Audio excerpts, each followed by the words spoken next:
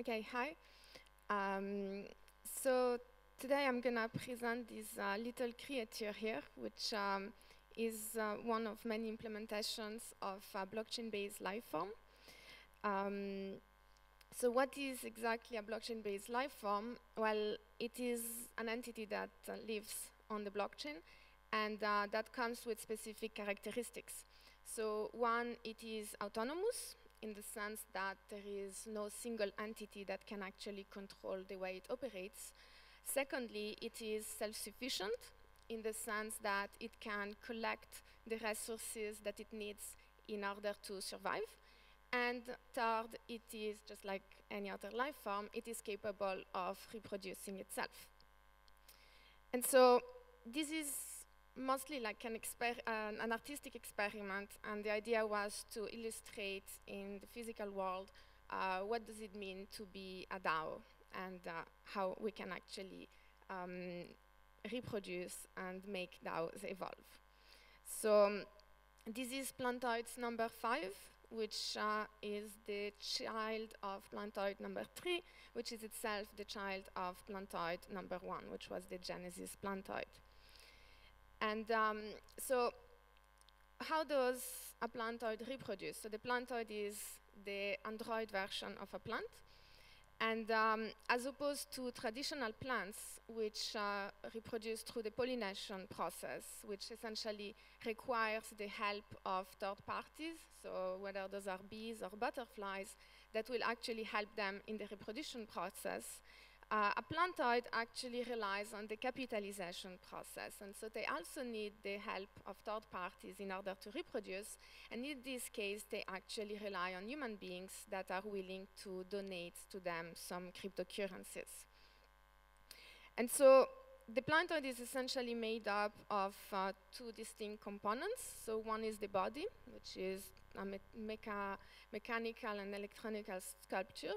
And then the spirit or the soul of the plantoid, which is essentially a smart contract on the Ethereum blockchain.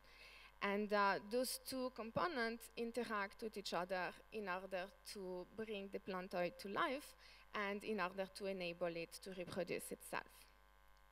So this is the way in which the plantoid operates, through the reproduction process. So we can go through every step.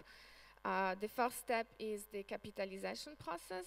So this is when the plantoid is essentially making itself pretty and begging for money. And then every plantoid has its own wallet, and then whenever it gets fed, it just shows appreciation. So I'm just gonna give it a little bit of funds. And then usually it should say thank you. So every plantoid has its own little mechanism of saying thank you. So this one is just moving. Some are making music or just like some light show. And so the way it works is that they each have their own Bitcoin wallet, and then within the brain of the plantoid there is a little Raspberry Pi that is monitoring the balance. And then whenever it sees that the balance has changed, then it does a little dance. And then the interesting part, though, is that so every plantoid requires a particular amount of cryptocurrencies in order to be able to reproduce itself. And whenever it identifies that it has collected sufficient amount of funds, then it's triggering the smart contract on the Ethereum blockchain, which then will lead to the second phase of reproduction, which is the mating phase. And so this is where the plantoid will actually look for a particular human being which is willing to reproduce it. And the way this works is that it opens this call for bids, and then anyone can submit propositions on the Ethereum smart contract as to how they envision to produce the next plantoid. And then all the people that funded the plantoid in the first place can then vote on those specific propositions, and the vote is weighted with the amount of funds that they have invested in the first place. And then eventually then the smart contract just processing all this information and identify the actual winner of the call for bids, and this leads to the third phase of reproduction, which is the hiring phase, and this is when the plantoid will transfer the funds that it has collected so far to the selected winner, which is then hired by the plantoid in order to produce a new piece. So this is the current evolution of the plantoid, which, so this is the last one that has been created. Recently, this plantoid got a big grant and it's going to reproduce itself into a few more plantoids. So the way it works is that there is an evolutionary algorithm within this. So every plantoid comes with its own DNA or genetic code. So for instance, plantoid 1 was essentially the one criteria was that everything be released under Creative Commons licenses. And then every artist that creates a new plantoid needs to respect all the genetic code from the previous one and can add their own specific requirements. So this one, so plantoid 3, which was issued from plantoid 1, for instance, was requiring to have wings. And so this one, plantoid 5, also has wings. And in addition to that, it has the new requirement, which it needs to have a little rainbow light show whenever it is fed. And the idea is that so the plantoids that are the most appreciated by the public, either because of the physical aspect or because of the governance structure. So different plantoids will implement different mechanisms of governance. So currently, this is mostly a plutocracy in which people, like, you basically vote with your with the amount of funds that you have given to the plantoid. But ideally, we will create very different system of governance. So now we're going to experiment with the DAO stack team to actually create new mechanisms to have like the holographic consensus system and so forth.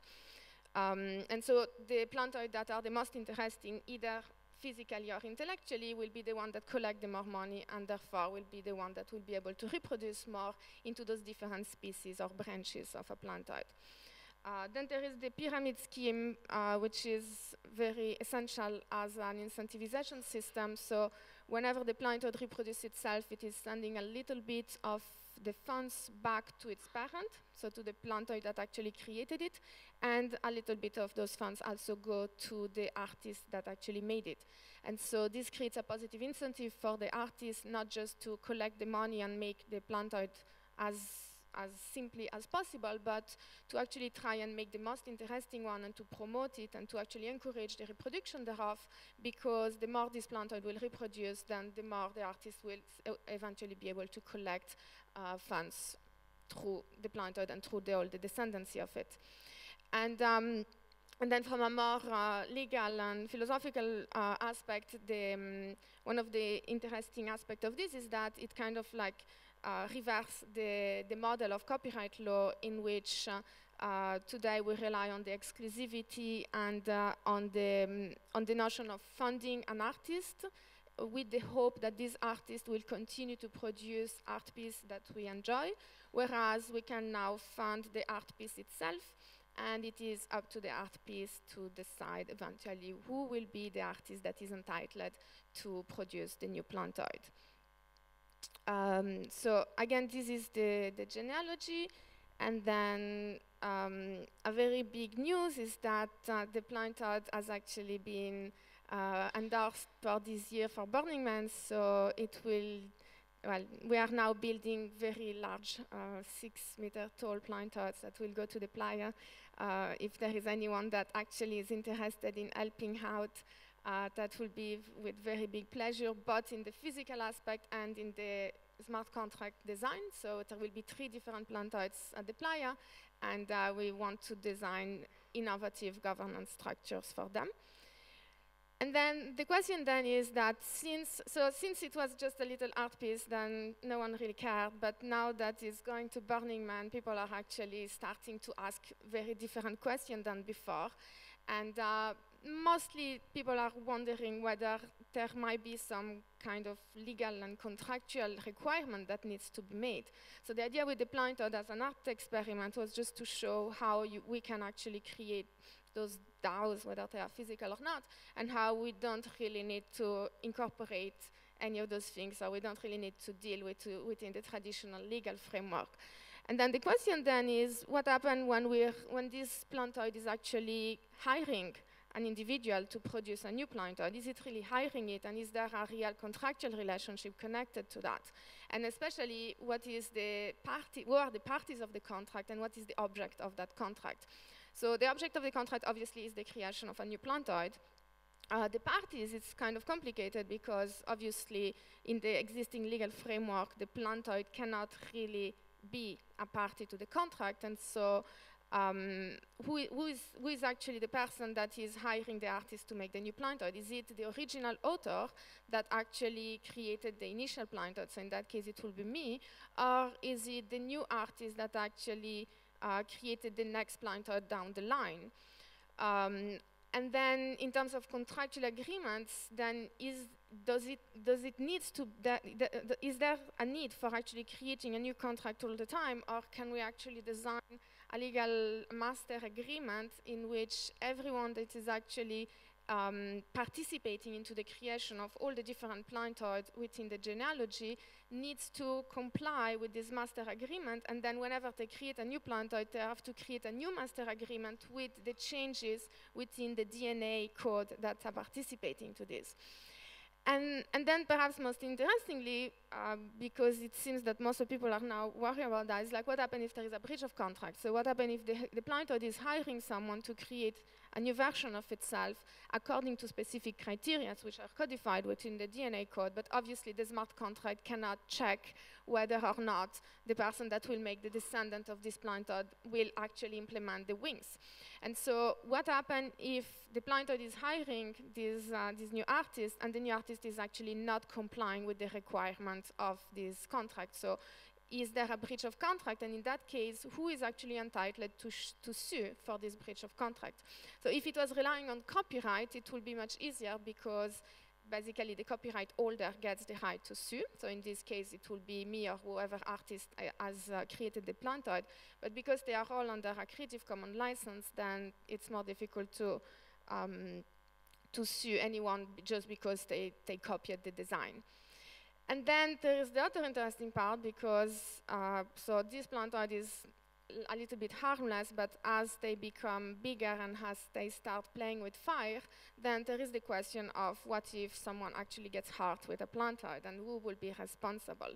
So we have the problem of product liability. So will that be the person that actually built the plantoid and that actually made a mistake?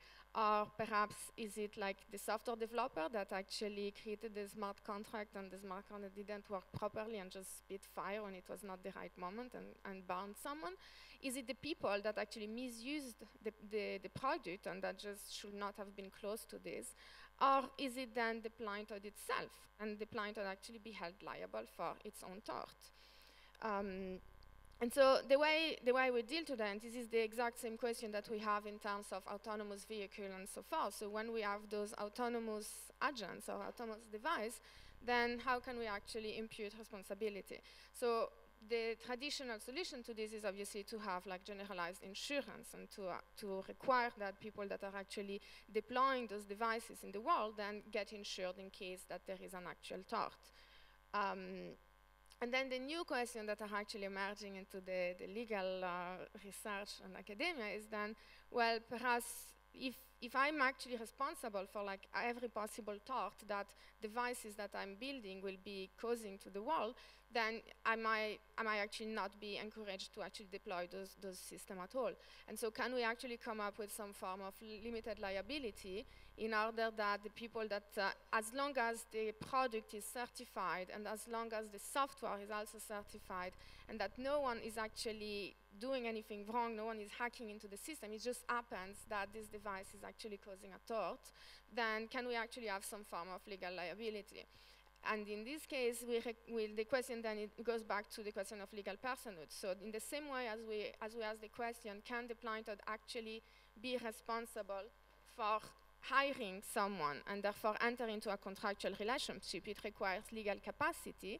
Or can the plantoid actually sue if someone is not complying with the legal requirement? But as well, can the plantoid be sued itself if it's actually causing a tort? And so there is a lot of thinking going on, especially with AI, but that I think can be quite easily related as well with blockchain-based system, which is, can we actually provide this a form of legal personhood or legal capacity to those autonomous devices, so that on the one hand they can actually own assets and properties, and on the other hand they also can take part into contractual agreements, so they can hold legal rights and obligations and possibly enter into legal proceedings.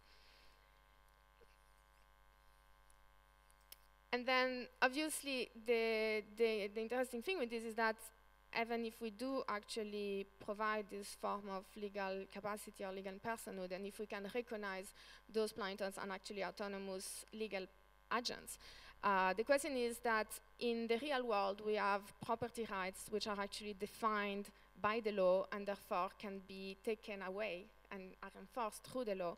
Whereas when we enter into a blockchain-based system, we have this new notion of crypto property, in which the plantoid which actually holds those assets is the sole possible owner, because these property is actually defined and therefore enforced by the blockchain. So even assuming that the plantoid actually could be sued because the legal system will actually recognize this as a legal personhood, then even if a court will say that indeed some of the funds of the plantoid has to be paid to the person that has been harmed, then there is actually no way for a legal enforcement to be done on the assets of the plantoid. Only if the plantoid actually incorporate within its own smart contract the ability to actually listen to a court, then will those assets be able to be transferred. So that's about it. Everyone is welcome to feed the plantoid if you wish. And if you're interested in helping out for the building of the new plantoids, and if you have any idea about the new governance structures that we can create to them, please come and find us at the DAOstack booth. Thank you.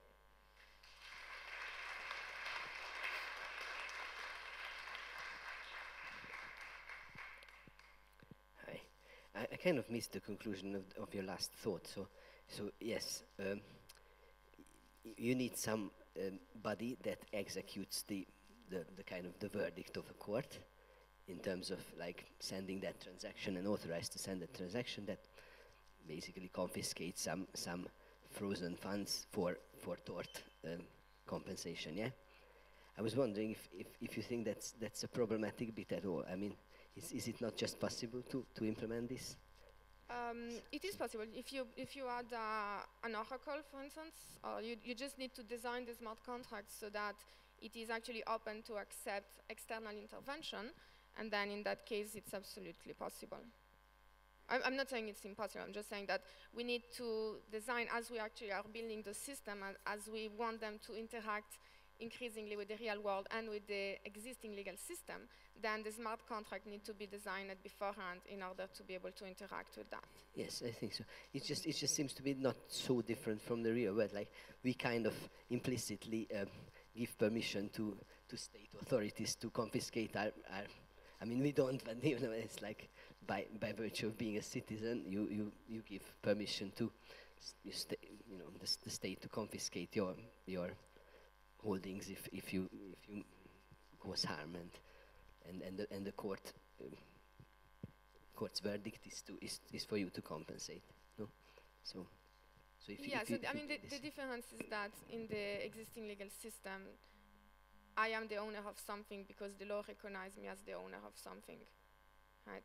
Whereas in the blockchain world, I own something because the code is defining me as the owner of this. So I might be the technical owner and not be the legal owner of something. And then the question is, how do we actually bridge the gap? I understand.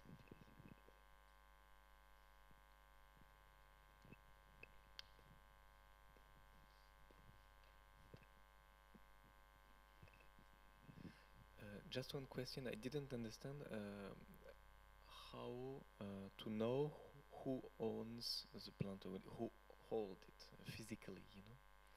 Who can transfer it, bring it at home, for example? Who owns the plantoid? Yes. No one owns the plantoid. But yes, but anyway, someone needs to take it with him. It will not stay here on the table. It's like a creature. It's like an animal who owns a dog.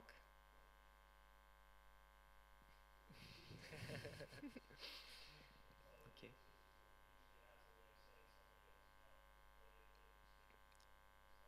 Or a bird, if you prefer. Yes, but I mean, for example, if someone here wants to take it at home, So I mean, again, who will decide? I understand your question, sorry, but I mean, so the philosophical answer is no one owns the plantoid because the plantoid is an autonomous blockchain-based life form. The reality is that actually this needs to be codified within the governance, right? So you could design a model by which the people that funded it gets to have a timeshare, or that the people that funded it gets to decide where it's going to be. Or, I mean, you can design pretty much any model. Right now, most of the governance, like all the 5 plantoids, have a very, very basic governance structure because I just didn't bother to actually make it more sophisticated. But that's exactly the question is today, and ideally perhaps the plantoid could have like very sophisticated mechanism, and the plantoid perhaps needs to actually pay rent in order to actually be somewhere because it's also using electricity. Like you can actually come up with very crazy concepts. But again, the interesting thing is like so far the plantoids have mostly been focused on like the physical aspects. So the evolutionary model was mainly like how do we actually design the next plantoid. Now I think it's getting more and more interesting to actually focus on the governance structure. And you can have like, for instance, you could have a plantoid that is more of like a capitalistic plantoid where if I'm investing in the plantoid, I might get a return on investment. And then to actually see over time what are the different governance that are the most appealing to the environment. So how do you design the plantoid that is the most fit? And what are the things that the human beings like the most and therefore will be willing to fund more? And if this involves that the funder needs to be able to host the plantoid, that might be one thing, but we don't know. The idea is that you just leave them evolve, and then the evolutionary algorithm will actually tell us which one are the characteristics that are the most appealing to a given environment.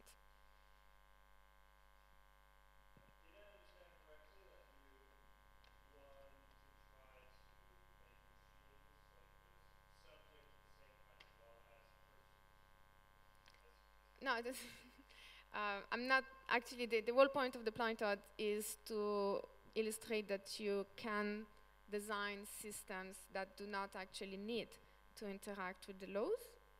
So that's my goal as an artistic statement.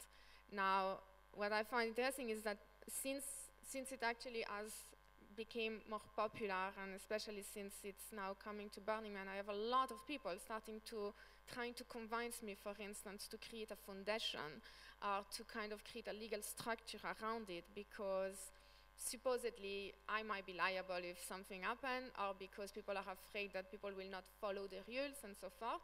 And so what I'm exploring, and this is not something I'm endorsing, it's something I'm just looking at what are the various possibilities, is how do we actually design this bridge? How do we bridge the gap between like the technical operating system of the blockchain and the legal operating system? And one possibility that is mostly raised in the case of AI, which is that there is the same way as we created corporations which have a moral personality, legal personality, then can we actually provide a legal personality or legal capacity to autonomous agents, right? And the question to this is like,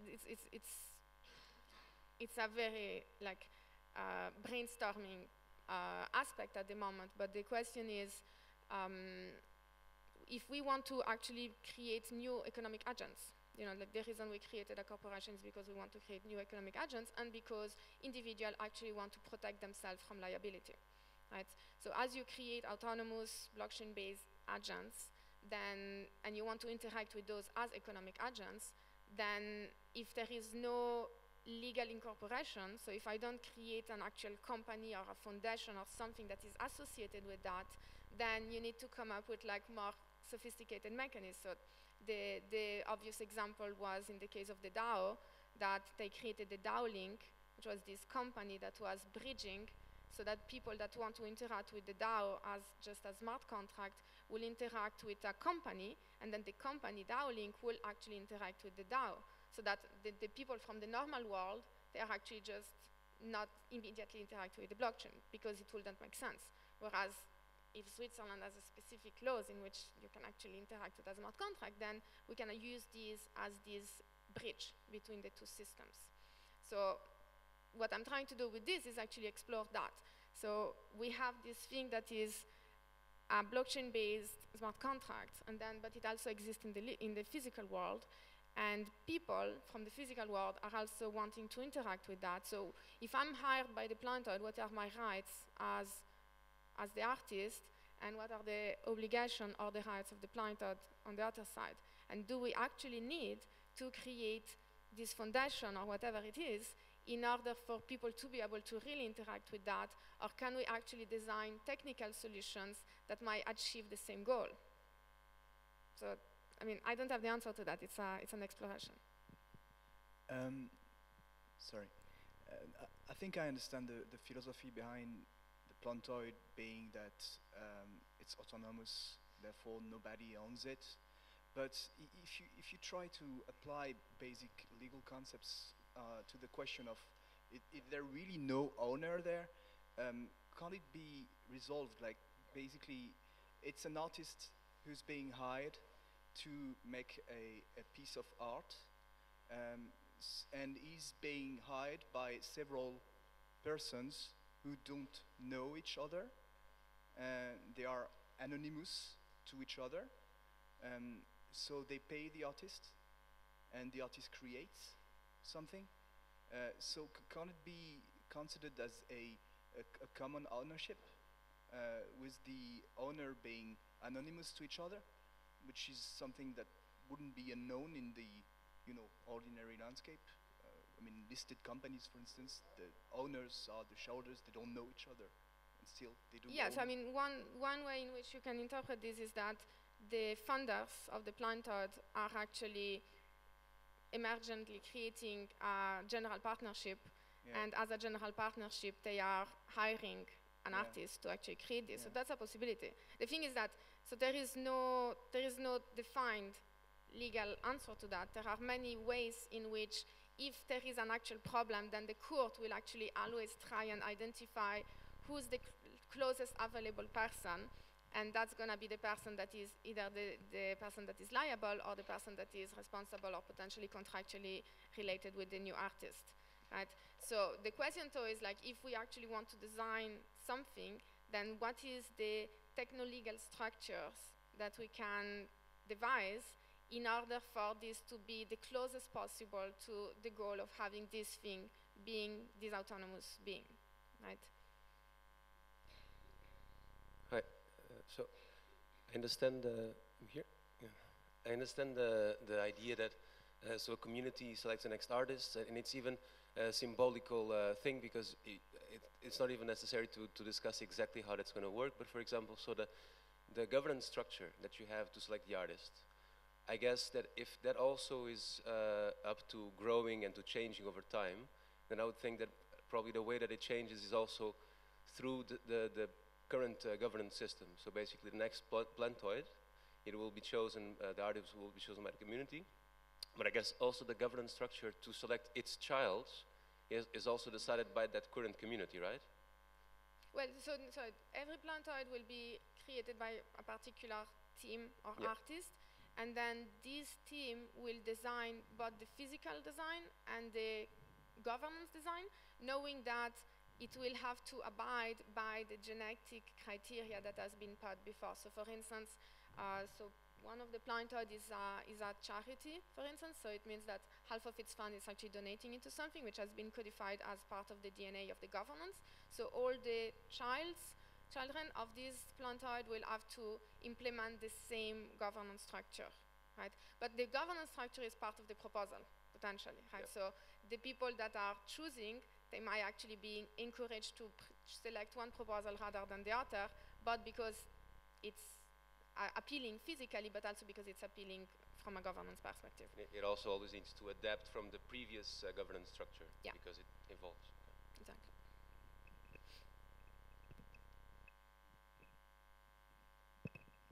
Hi. How are you handling in the case that the artist that like can deliver the project? Like what happens with the money or with the project itself?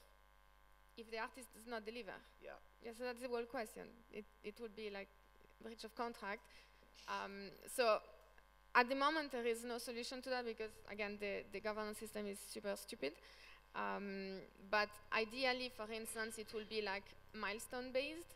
So the Plantoid will not just give all the money all at once, but will provide a specific amount of money and then wait for some milestones, and then when people approve that the milestone has been achieved, then the next installment will be given. So again, this is something that needs to be built into the smart contract, and you know, we need to figure out what's the best way to do that. Okay.